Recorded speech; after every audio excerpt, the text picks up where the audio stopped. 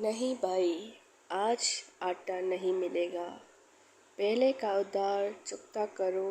یہ دکاندار کے الفاظ تھے جو اجمل کے ذہن میں گھوم رہے تھے، جبکہ اس کا 4 سال کا بیٹا پلک پلک کے رو رہا تھا۔ اجمل کی بیوی تو نوکری کے چھوٹنے کے دوسرے دن ہی اسے چھوڑ کر جا چکی تھی۔ اس کی بڑی بیٹی ثانیہ کو فوت ہوئے آج 1 سال ہو چکا تھا۔ یہی وجہ تھی کہ حد سے زیادہ ہی اداس تھا اور گہری سوچوں میں گم تھا۔ آنسو اس کے داڑھی میں گر کر موتیوں کا سما باندھ رہے تھے۔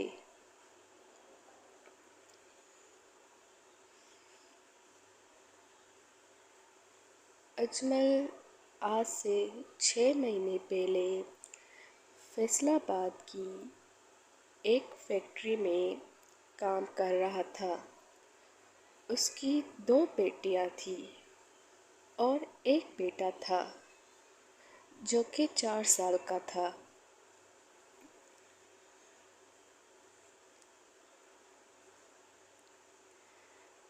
بڑی بیٹی 8ویں میں تھی جبکہ چھوٹی بیٹی 6ٹھی میں پڑھتی تھی۔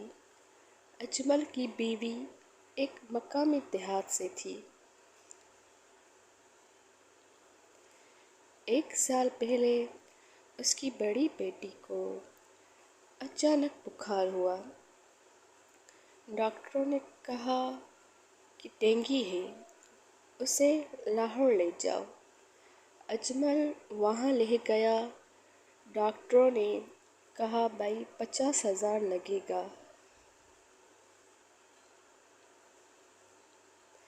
اجمل نے اپنی بیوی کے کچھ زیورات تھے وہ بیچ ڈالے اور بیٹی کے علاج کے لیے پیسے دے دیے۔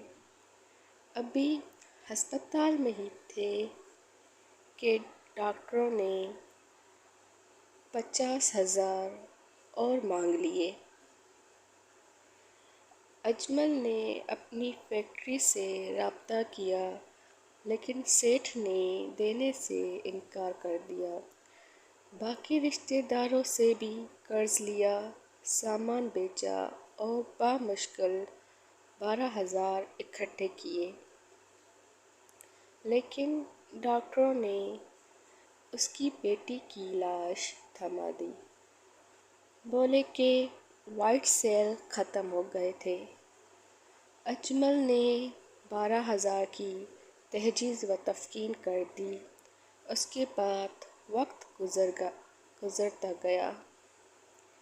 اجمل کی بیوی ایک فیکٹری میں کام کرتی تھی لیکن مہنگائی کی وجہ سے خرچ پورا کرنا مشکل ہو گیا۔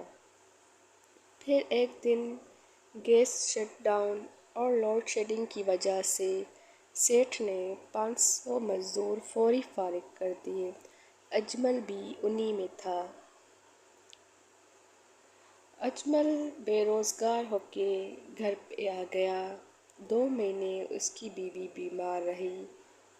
اجمل اس کا علاج نہیں کروا سکا، بس دیسی ٹوٹکے اور اسپرین دیتا رہا۔ اس کو سسر نے ایک دن دیکھنے آیا۔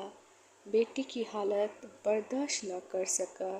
جب دیکھا کہ بیٹی کے گھر بھوک کے لالے پڑے ہیں تو اجمل کو خوب لعن طعن کی اور بیٹی کو ساتھ لے گیا۔ اجمل کیا کرتا؟ وہ روزانہ صبح مزدوری تلاش کرنے کے لیے نکل جاتا، دن بھر ذلیل ہوتا اور دھکے کھاتا۔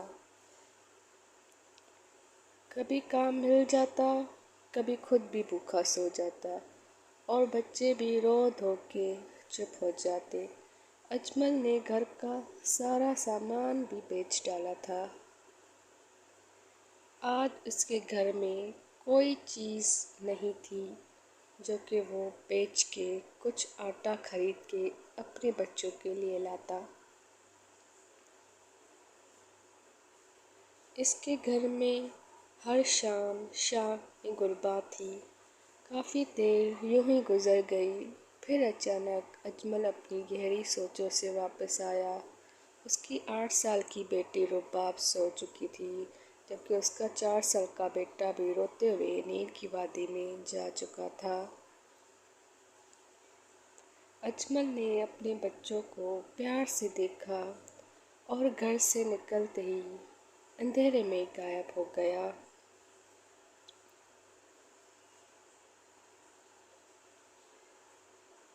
سوچیے، نہ جانے کتنے اجمل آج ایسی صورتحال سے دوچار ہیں۔ ان کے بچوں کو بھوکا سونا پڑتا ہے۔ نہ جانے کتنے بے روزگار اب تک خودکشیاں کر چکے۔ اور دوسری طرف ہمارے امراء جن کے اولاد منہ میں سونے کا چمچ لے کے پیدا ہوتی ہے اور جن کے کتوں کے لیے بھی باہر سے ڈاگ فوڈ امپورٹ کیا جاتا ہے۔